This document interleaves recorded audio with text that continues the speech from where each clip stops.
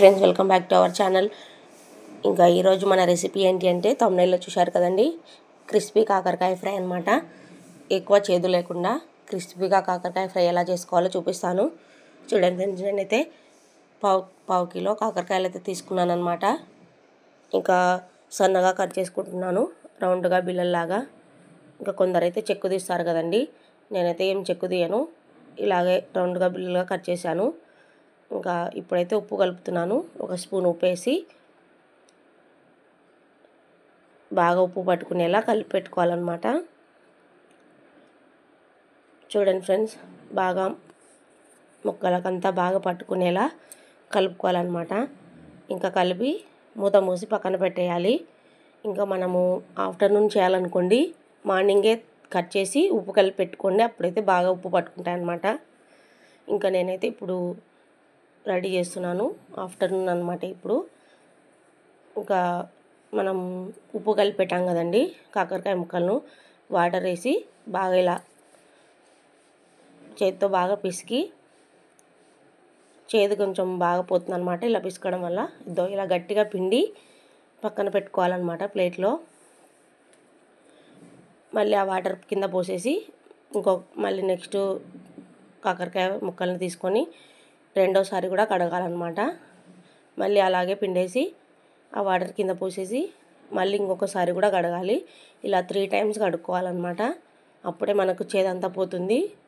బాగా గట్టిగా పిండుకోవాలండి, వాటర్ లేకుండా, లేకపోతే ఆయిల్లో వేసినప్పుడు ఇంకా వాటర్ ఉండడం వల్ల పైకి వచ్చేస్తాయి అన్నమాట. ఇంకా ఇప్పుడైతే ఆయిల్ హీట్ ఎక్కిపోయిందండి, ప్యాన్లో ఆయిల్ వేసి పెట్టాను, వేడైందనమాట.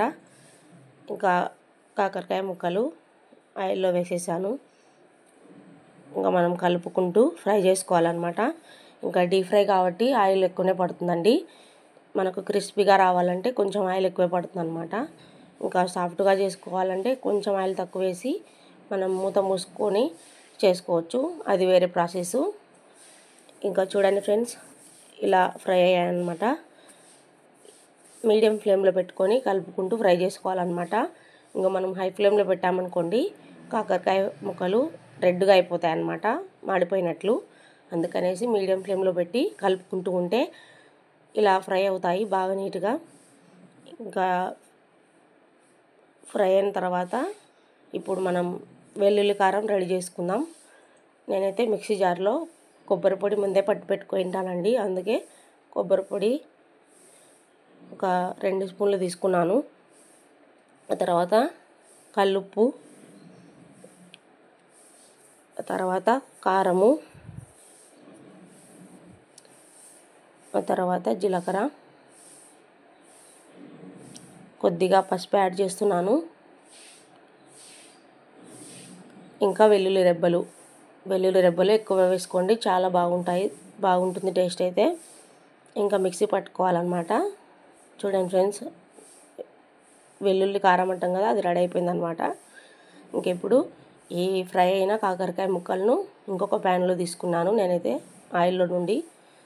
ఇంకా మనం రెడీ చేసుకున్నాం కదా వెల్లుల్లి కారం వేసి